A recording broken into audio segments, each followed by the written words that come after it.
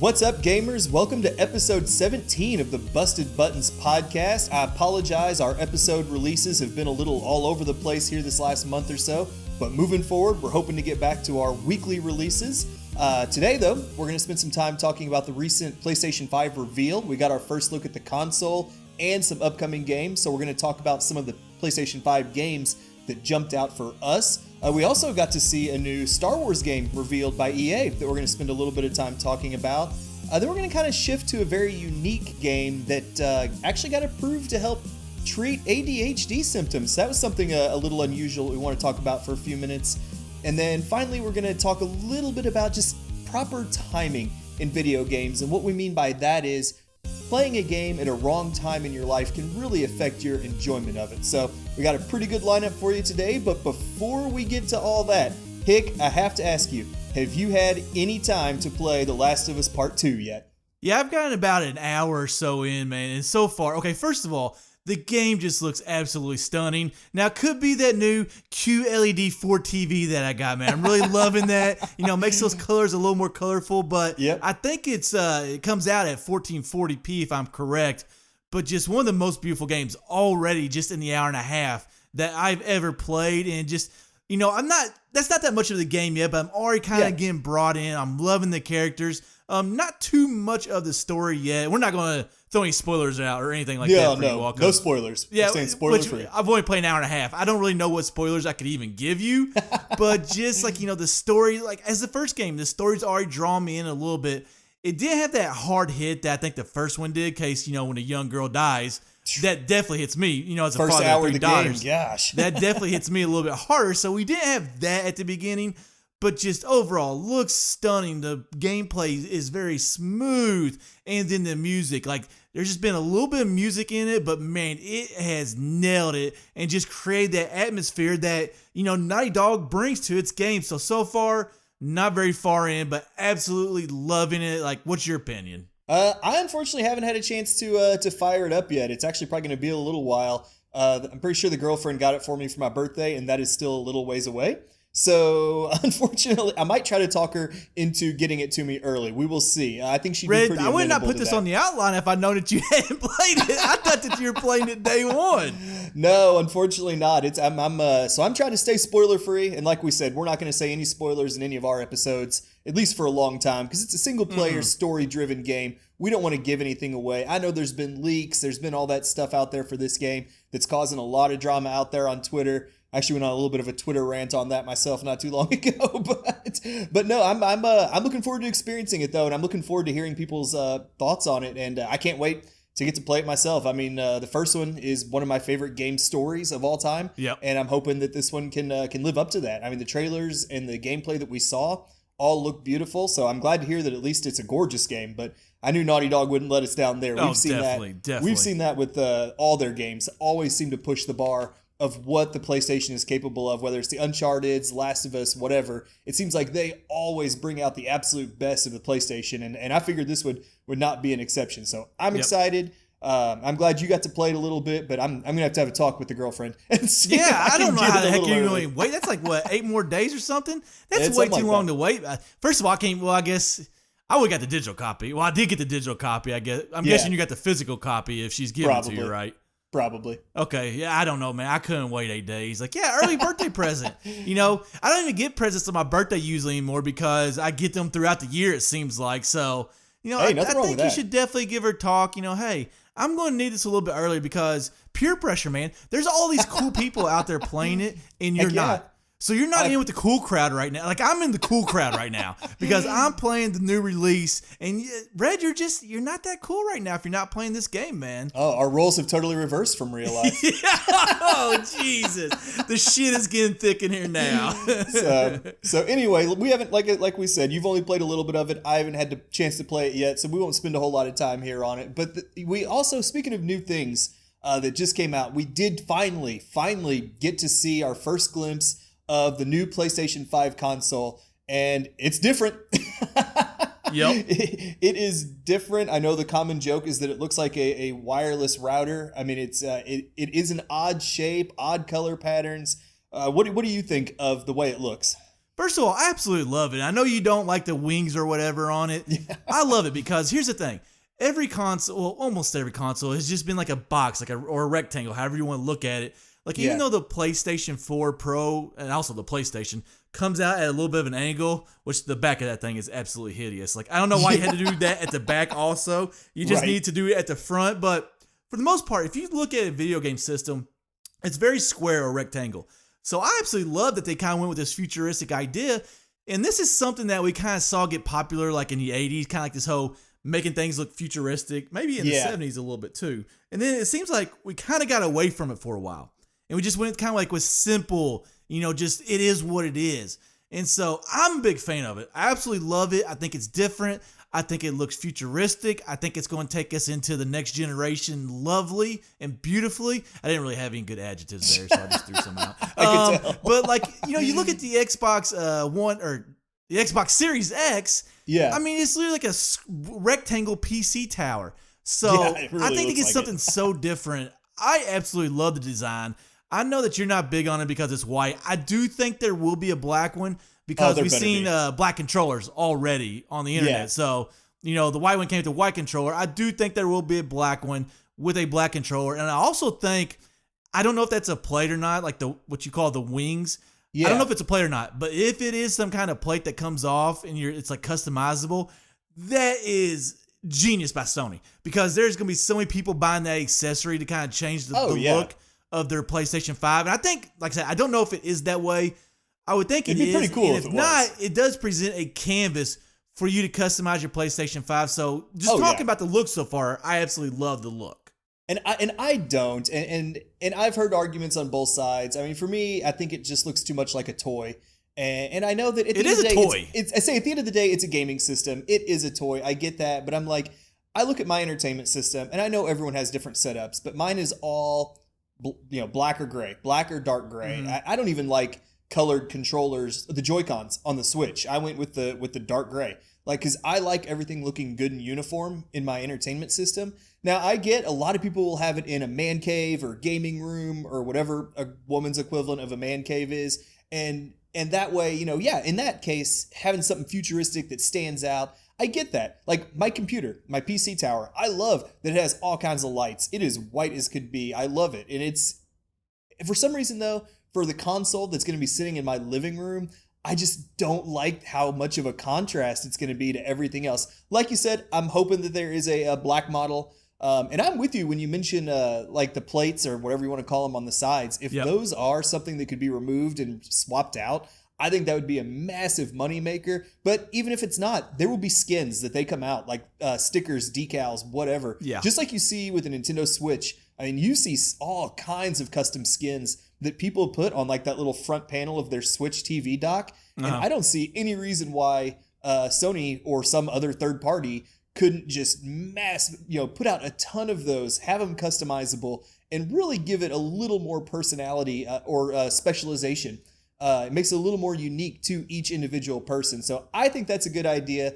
I mean, like I've said, I'm not a fan overall of the design, but there is some ways they can go with it to, make it a little more, it is unique. I will say that. And I know somebody either on our Discord or Twitter or something was like, yeah, but it'll stand out. It'll draw your eyes to it. People will see it and want to know what it is. And I'm like, that's a pretty good point. I get that. But to me, I'm just not a fan just because I look at my entertainment system and it's very uniform. And, I'm not normally like a symmetric uniform kind of guy, but in this case, I kind of am. So the Wii U needs to take that advice on standing out and not thinking, and not having people think that you're actually the same thing or just an add-on for the Wii. So exactly. Nintendo, you should take some advice like that back in the day and made that thing look completely different than the Wii, and you may have sold maybe like 10,000 more units. We're not talking about a lot of units here, but you might have made a little bit more. Now, here's the thing, and I tweeted this out. The size of this thing, I saw IGN, which I believe that they got their shit together and they're pretty reputable. Yeah. They showed a size comparison compared to the Xbox Series X, the PS4 Pro, and the Xbox One X, and the size of this thing is absolutely humongous, man, which does concern me. Now I know we're kind of going into the future. There's there's going to be more in the system. Like it's going to be able to do more stuff. It's going to have more technology, and so I think, as we're getting older, we expect that stuff to be smaller. But I feel like when it comes to a game console, like the bigger because we're not carrying around a game console. It's not an iPad. Exactly. It's not a laptop. So I think when it comes to game consoles, the more technology we pack into it, it's not going to get smaller. It's going to get bigger, which I don't mind it getting bigger. But damn, that PlayStation 5 looks absolutely humongous. Yeah. And my console cabinet, like my PlayStation 4 Pro, has maybe 2 or 3 inches on each side.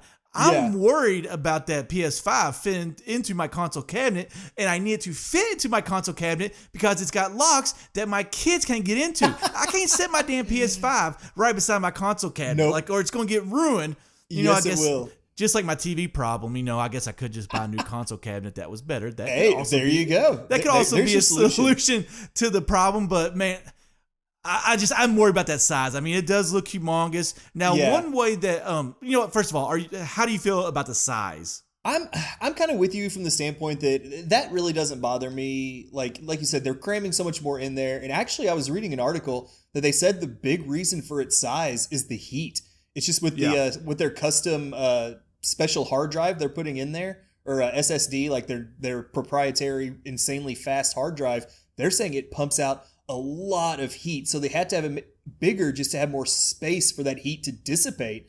So and to get like fans or whatever their cooling mechanism is in there. So I know that's a big part of it, the size. And for me, honestly, like, it doesn't bother me. My computer tower is a full tower. It's massive. Yeah. We've joked about that before. And part of the reason is when you've got some very high-powered equipment in there, it's going to generate a ton of heat. And just giving yourself a little more space to, whether it's, like I said, whether it's fans or just airflow, is it's going to protect it long term. So for me, I'm okay with the size. I don't have the child problem that you have. So mine, along with the Xbox Series X, let's be honest, are probably both going to be sitting on the ground next to my entertainment system. So I'm sure I'm going to have to try to find some kind of, I've got so much cat hair though. That's what I'm worried about, is the fans getting clogged up with hair. So that's kind of where I'm thinking too. I got a question for you. You going to go full digital one, or are you going to get the little bit bigger one with the physical CD?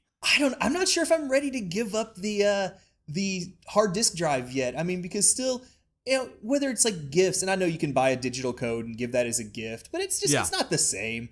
Or so as much as, I think it would save some size. And I think the full digital, if the rumors are to be believed, is going to be a little cheaper, which I'm all for. Oh, I didn't know that. I'm like, that's rumors. That's all rumors. Yep. That is unsubstantiated at this point. But if it was a big enough price difference, I would probably go all digital. But there's still that part of me that likes owning a physical game. And most of my games at this point are downloaded, but I do have a few physical. And it's just, I don't know. I honestly don't know until I see kind of the size difference and that price difference. And I know we've seen some side-by-side pictures, and that disk drive does look like it adds a little bit of heft to it as well. So, but I'm not that worried about size. And to me, I do still have a little bit of a soft spot for a physical copy of video games, even though most of mine are digital now. So I don't know. It all depends on that price point. So, but what about you?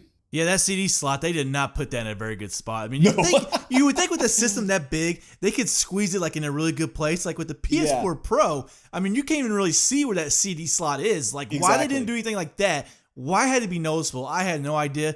But being that I have not put one single CD or game inside my PS4 Pro, I'm all digital, man. I'm going all digital from now on. Maybe if it's like a Zelda game or something, maybe I'll buy physical, but... Especially if there's a collector's edition or something like that. Yeah, but man, I got 3 kids. Like, there is so much shit in this house. Like that, like, you know me, I'm like a non-clutter guy. Like, I hate clutter. So, with 5 of us in the house, it's just like anything that takes up space, like, I'm just against. So me, I'm going all digital. And then one last thing, I do love the way it looks, but when you lay that thing down horizontally, I don't really care for it too much. It does look a little awkward. So I don't know. Do you have anything you want? You said really that you already be doing it vertical. So you know what? We're moving on. We're moving on to the games. Let's talk about the games. Let's talk about the games. About the damn games. First of all, some of the ones in red come in after I'm done. If I didn't mention one that you liked, but like Spider-Man, Gran Turismo, Horizon Forbidden West, the Ratchet and Clank game, and then also Sackboy. Those are the games that stood out to me. Were there any more for you? And we're going to talk about all these games, but were there any more for you that stood out from that presentation? Not really. Those were the big ones. I was a little surprised they led with like another version of Grand Theft Auto 5. I mean, a game that's been out for several generations now already. So I was hoping for a GTA 6 announcement. That would have been unbelievable and I think could have stolen the show. But no, the big three or four, I think for me, were definitely Spider-Man, Miles Morales, Horizon Forbidden West, of course. If you've heard us on here, you know we loved Horizon Zero Dawn. Yeah. And then Ratchet and Clank. I've never played the series, but just the mechanics and the art style looked really good. So those are kind of my big three. And then to be completely honest, a lot of the other stuff just kind of, came and went, or it was just too quick of a trailer to really get any kind of feel for it. But let's start with the first big one, I think, and that was the Spider-Man Miles Morales. I can say that I think we were both shocked by how good the first Spider-Man game on PS4 was. It looked beautiful. The movement around the city was top notch. Like to me, that was the best part of the game. But then the combat and the story were really good. So more Spider-Man is perfectly fine with me. I'm all up for it. I know there were some rumors at first that it was just like an expansion or something like that, but the company has come out and said, no, it's going to be a full release. It's going to be a little shorter, I think, than the first one, but it is still a full game. So I'm very excited for it. What about you? Yeah, I'm excited for it, definitely. I think it's going to be a very similar game. Like, it's obviously I would think it's going to take place in New York City. I don't know, maybe it's not going to. I would think so. But I think it's going to be very similar. They're going to use the same engine.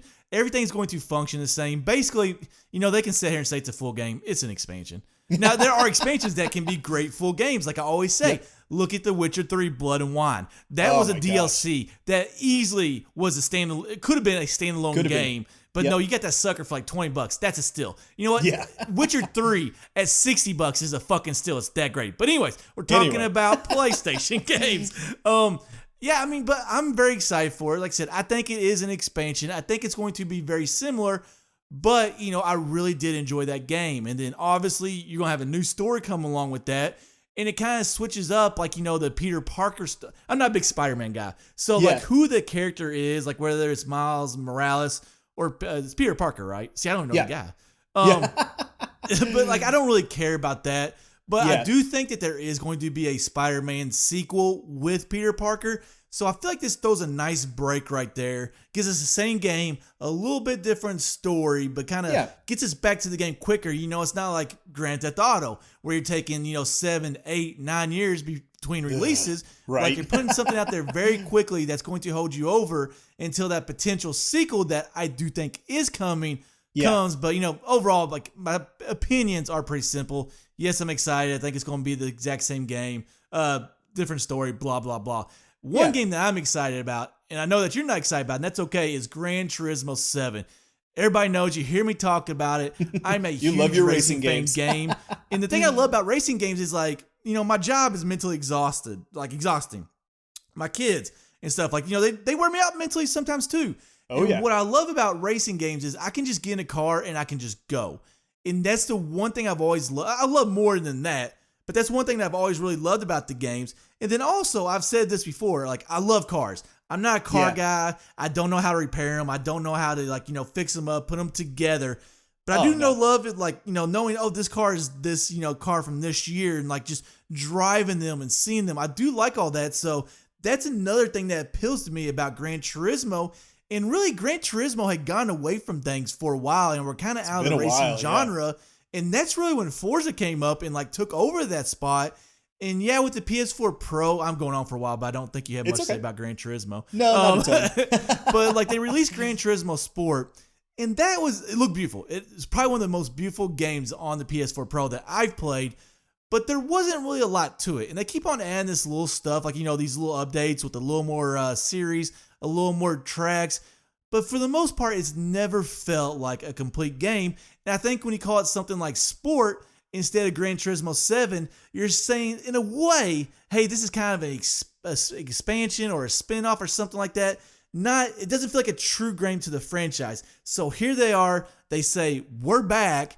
Gran Turismo 7, you don't get cute with the name or anything. Halo Infinite. Just call it fucking 6. I don't know why it's got to be Halo Infinite. Right. But that was a game that I'm excited about. All the cars, all the tracks. I can guarantee you all that's going to be one of the best looking games on the system. So I'm really excited about that one. But Anyways, I know we both want to talk about Horizon Forbidden West. And I'll let you go ahead since I've been talking for a while.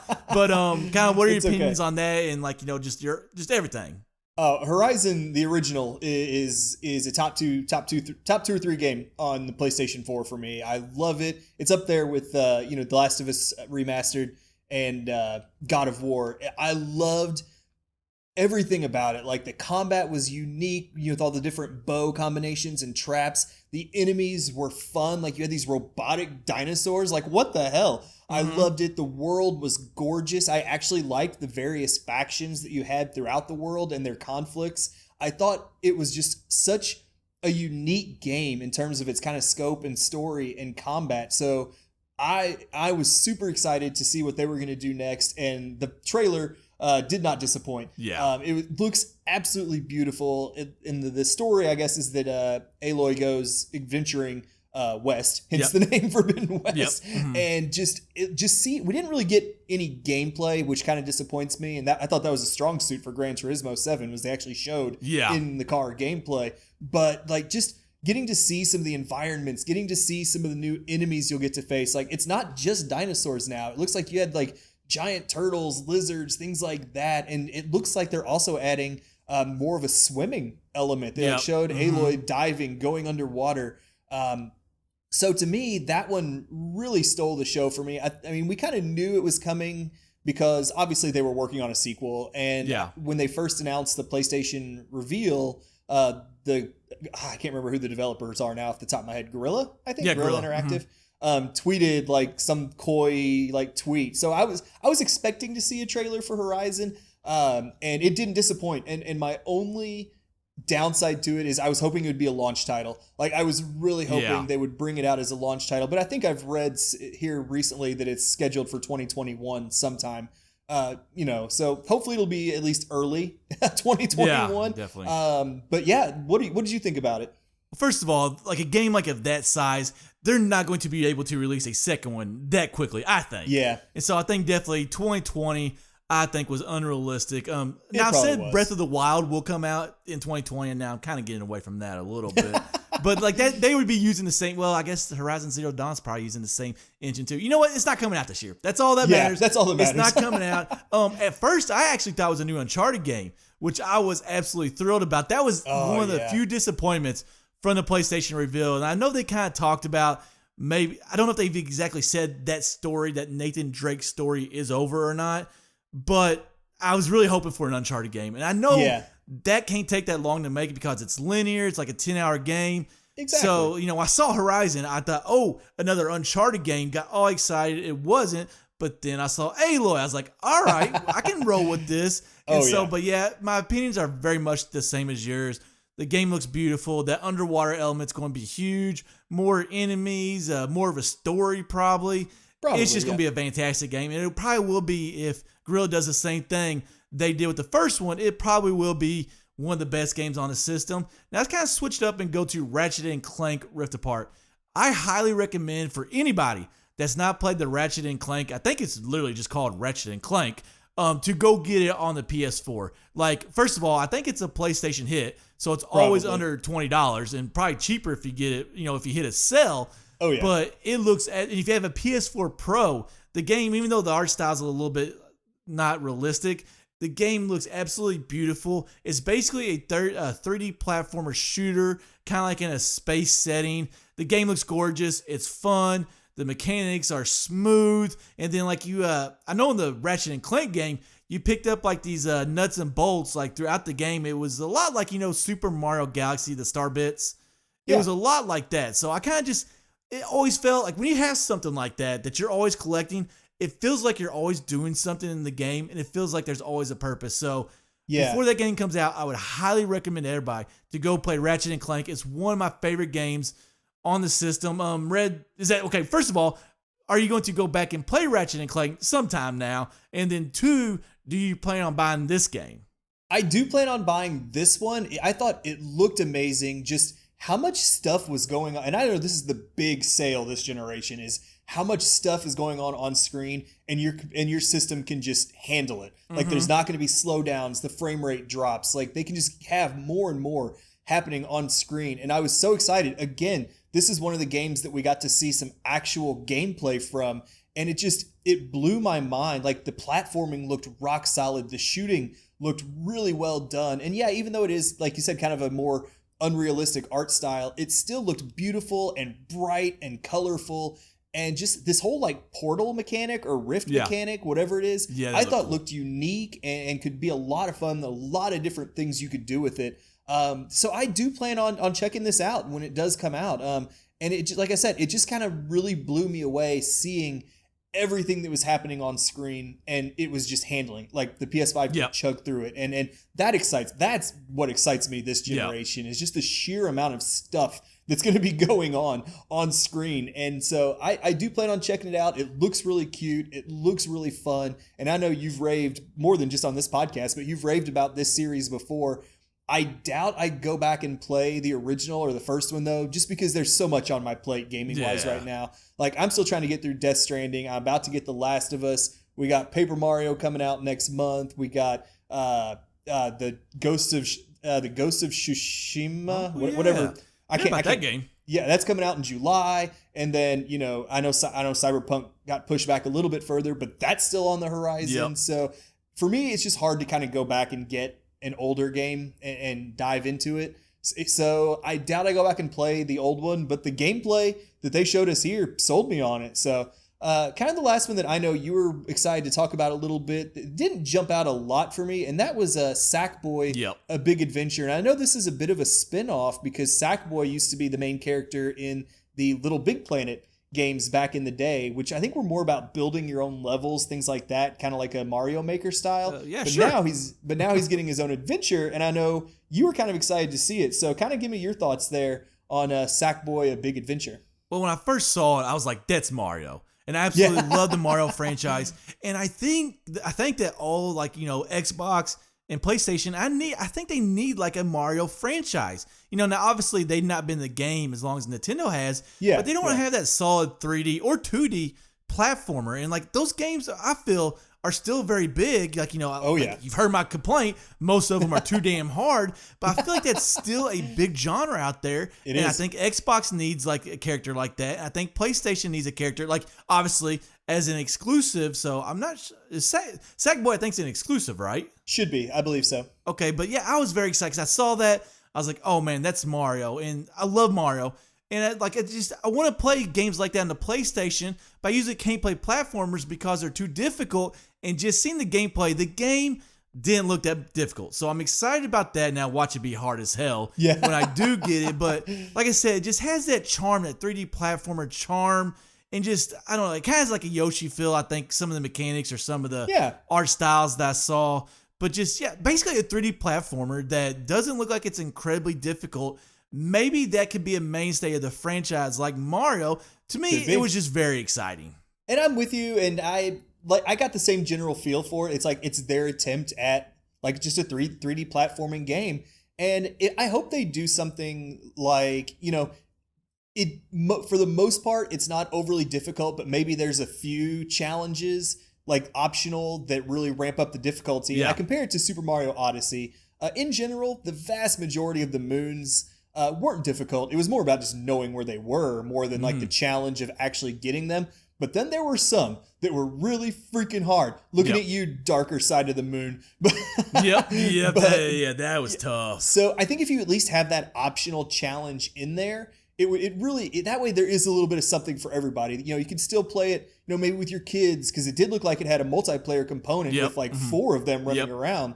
So I think it'll be pretty cool. I'm kind of in a wait and see mode on that, but hey, I'm always up for a cute 3D platformer like that on just about any system. But now outside of the PlayStation 5 reveals, we recently got an EA Play event, and they had one big reveal that definitely has me super excited, and that is they showed a trailer for a new Star Wars game called Star Wars Squadrons. Now, I know you probably haven't played many Star Wars games, but what were your first impressions from the Squadrons reveal? Man, I'm not going to lie. When I first saw this, I was kind of just like, wasn't really that big into it because I've actually not played any Star Wars games. Now, I love Star Wars, but I got into it not too long ago, which that was on me. That was obviously my mistake. But, because of that, I didn't play any Star Wars games growing up. and I always kind of feel like, it's a moneymaker. Like, I'm not saying the games are bad, because I know Fallen Order you've raved about. I believe, what was it, Battlefield 2 or one of those games like that, I think got pretty high like regards and everything.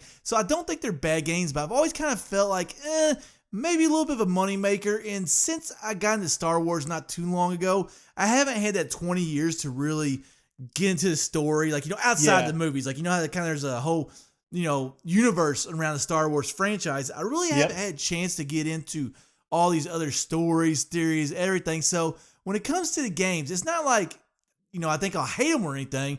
It's just that they're not at the top of my radar. But I after I heard you talking about this, I heard other people talking about this, I was like, all right, let me give this trailer a look. I'm buying the fucking game. I saw the trailer. I was like, holy shit, this game looks awesome. If you remember a couple episodes ago, I was bitching about how we don't have enough space games. This is that game. So we're up in space. We got an X-Wing or what's the Empire ships? The TIE Fighters. TIE Fighters. I couldn't remember the name on that one. But I believe that you can choose either or. Is that correct? In multiplayer, it seems like you can. In single player, I think you actually go back and forth between the two. Okay, like in the actual campaign. I don't know, man. Just like, being able to fly an X-Wing or a TIE Fighter in space. You got Star Destroyers. I was absolutely blown away by the trailer. It's a game that I'm definitely going to get. Is it an exclusive on a system or not? No. EA actually rarely does exclusives. I forgot it's by EA. You can go ahead and stop. Yep. It's EA. We know they're releasing on everything they can. They're going to make every dollar they can. So. Yeah, completely forgot it's by EA, but overall, man, and I'm going to let you talk about this a little bit more because you're a huge Star Wars guy, but I'm very excited. I will be buying the game. Don't know what system yet, but it looks like a ton of fun. It really does, and I've been a Star Wars fan since I was a kid, and I've played a lot of Star Wars games over the years. And one thing that I kind of missed out on, though, was back very early in like PC gaming, or early in my time gaming, there was the X-Wing and the TIE Fighter series on PC that were like space combat series like this, and they're remembered so fondly by fans, both video game and Star Wars fans alike, as they were like awesome space combat games. And unfortunately, that genre kind of not entirely died out. There are still some games out there like Elite Dangerous, Star Citizen, games like that. But the genre really became very, very niche, unfortunately. And so for me, though, as a Star Wars fan, I never really got to experience those. So I was stoked when they announced it, because I'm with you. Like, I want space games. I wanted to see a return of this genre that had really kind of disappeared, even though there were some really insanely well-regarded games back then. So I'm beyond stoked for it. Just, I did remember some of the flying sections in Battleground 2, Battleground 2. Sorry, I was getting Battlefield and Star Wars Battleground. I said Battlefield. I don't know which one it is. Or Battlefront or something. Battlefront. Anyway, Battlefront sounds familiar. There we go. I love some of the flying sections in that. So having a game built entirely around like perfecting that system, I'm so stoked for it. Like you said, it looks gorgeous. It looks and sounds like a Star Wars game. I'm excited that the plot for it, like the main single player campaign, you get to play both, some parts as, the Rebellion or the New Republic, and some parts as the Empire. So I love that we're going to get to see kind of both sides of this conflict, taking place. And they're saying it takes place like right after the second Death Star gets destroyed in Return of the Jedi. So I'm really stoked to kind of see where they take the story, because that's kind of a little bit of a, novels and things like that have approached that time period, but a lot of those got made uncanon when Disney took over. So it kind of gives them a blank slate to play with that time frame, and I'm really excited to see what kind of story that they tell. But I'm not a multiplayer guy in general in this day and age of my life, so I doubt I do much of the online multiplayer. But just being able to do just the single player campaign, I'm super excited for. And one of the things that I love, they've announced it's only going to be a $40 game. It is not going to be a full $60 release. Nice. So, I mean, I'm sure that means they're going to try to like sell like the customization stuff, the skins. Not EA, man. EA wouldn't do something like that where they try to microtransaction the shit out of you. Yeah. No, I know they're going to pump it full of ways to like customize your ship for, for the multiplayer. I know they've already talked about like, you can get like, there's Ewok bobbleheads and little holograms of things and all kinds of stuff like that. But as long as all that stuff is simply cosmetic and doesn't actually affect gameplay, I say, you know what, EA, sell away, because there are people who will pay money for it. Yeah. And if that keeps you supporting this game for a long time, then I'm 100% for it. Anything's better than loot boxes, so I will say that. But I mean, I've said microtransactions don't bother me. I think they're the future going forward. And just, I think, offer all this stuff. You don't have to buy it. Well, you usually don't have. There are probably some things that you have to buy for certain things. I'm sure that piss people off. But for the most part, this is all just stuff. It's all customizable. Like, you just buy it because you want it. I'm okay with that model, and I'm okay. Companies are there to make money, so I'm okay with the whole thing. But kind of talking about this. Did you want to say anything else about Star Wars? No, I mean I could sit here and talk about Star Wars all day, but yeah. Well, that's one thing I will say is that Return of the Jedi. That's that's the original trilogy right there.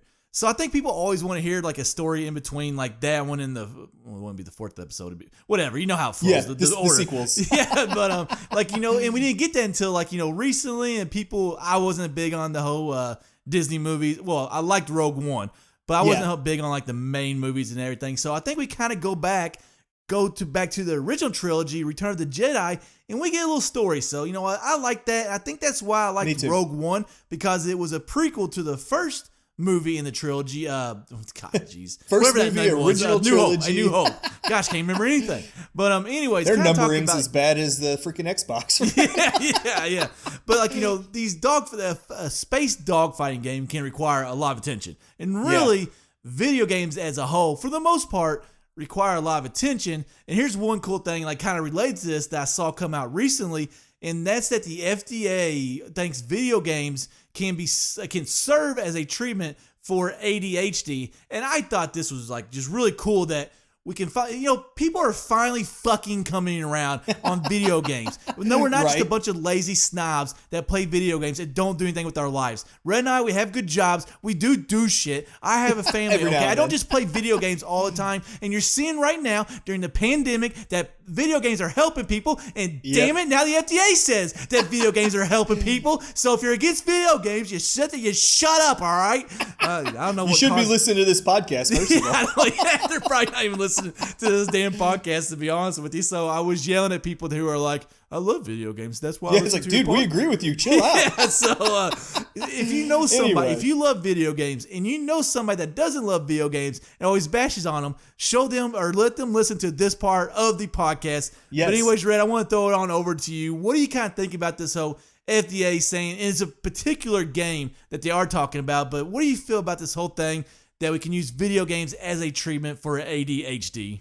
It blows my mind. I mean, and it really does. And the game we're talking about, it's a game called EndeavorRx, and it's insane. It was built from the ground up to help with attention deficit hyperactivity disorder, and I think it's just such an amazing concept that a way to maybe help with that disorder is to build these games that help with that attention, to help with that focus. And I haven't read all the science behind it, so if I say anything, I apologize. I'm not an expert in this area, but I know they were the FDA was testing this game for several years, and it went through, I think I read it went through something like 600 clinical trials and things like that before they would pass it and say, yes, this could actually help. We've noticed tangible benefits for people who play this game. And so you can get this game by a prescription, which blows my mind. You go to an actual doctor and you get a prescription for a video game. I mean, where's that for strep throat or the flu? Yeah. But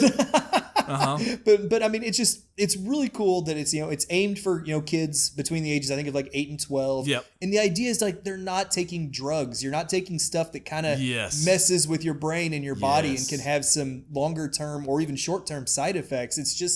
It's a game, and it helps them to kind of it just helps with that attention, apparently. And to me, it's just an amazing concept. And I'm all for anything like this, especially when it's video games, that people are finding a creative way for them to help people. It's a feel-good story at the end of the day. And I know a ton of people suffer from ADHD. It's a very common disorder. Yeah. And so to have something else that's not chemical, that's not a drug, that could potentially help people with some of those effects, I'm all for it. I think it's a great idea.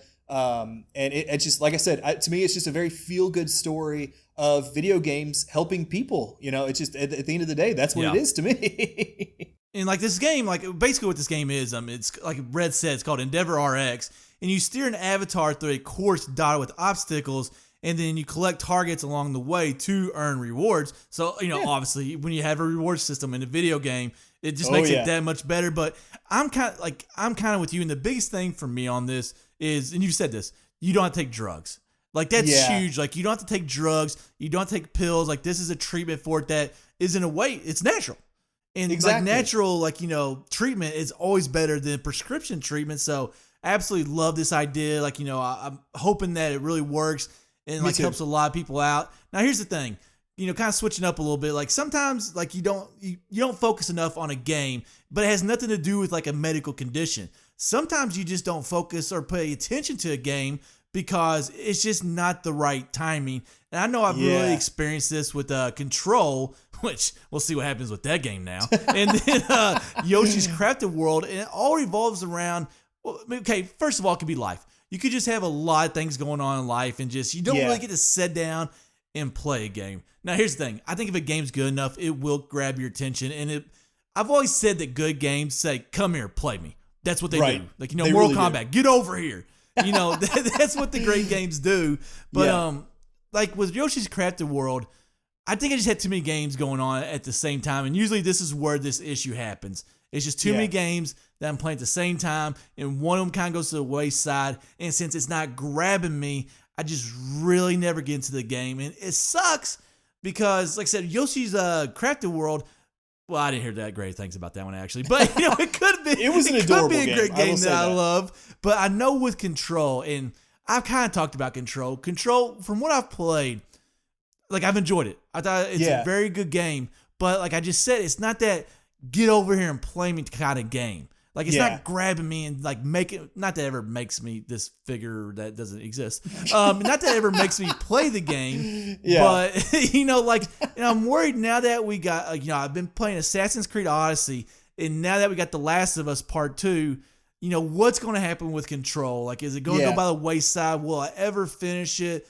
And so have you ever kind of run into this where it wasn't really the game, it was more the timing with, like, you know, either your backlog or things going on in your life where you just didn't get to play a game that you might have wanted to? That actually does happen like a little more often than I care to admit. And I'm worried right now it's going to happen with Death Stranding because I've got a little over 20 hours into it. I enjoy it.